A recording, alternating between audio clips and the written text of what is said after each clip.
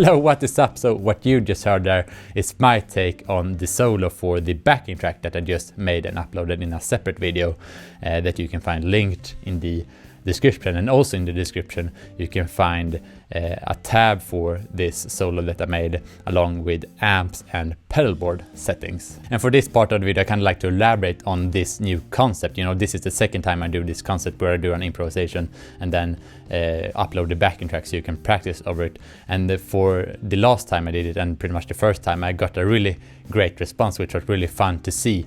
And I think this is a really good thing because recently I have done a lot of lessons, but I feel like if you only practice lessons, then you kind of miss out on a lot, because it's really rewarding to practice improvisations and kind of come up with your own things. But also on the other hand, I find that if you only do improvisations and never learn from others, at least in my case, I feel like then I kind of get stuck and just do the same thing over and over. But if I learn songs, then I can learn different aspects of the song that I can incorporate in my own soloing. And then, you know, if I do both of these, practicing lessons or practicing songs and practicing improvisation, and balance those two, I find that those feed back into each other in a really nice way and create a nice synergy. And when it comes to this solo in particular, I feel like it's quite different from the one I did in my last improvisation video. You know, that one was quite expressive and simple and very emotional, while, you know, this video has more of a weird vibe, I guess, to it.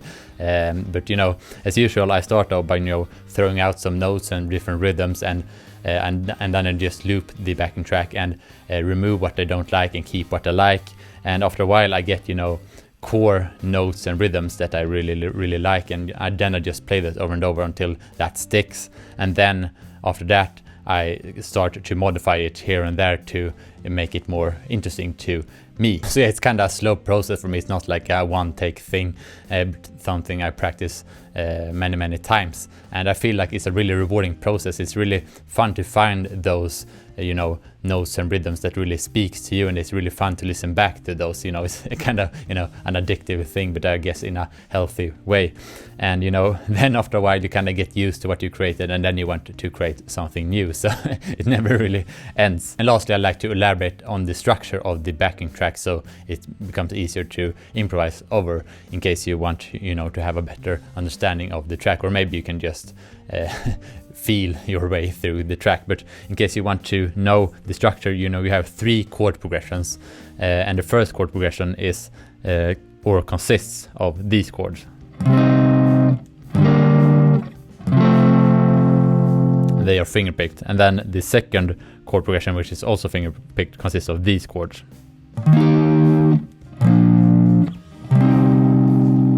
And then the structure is 1 2 1 2, and then you get to the third chord progression, which is twice as long as the others, and that chord progression is strummed, and the chords are,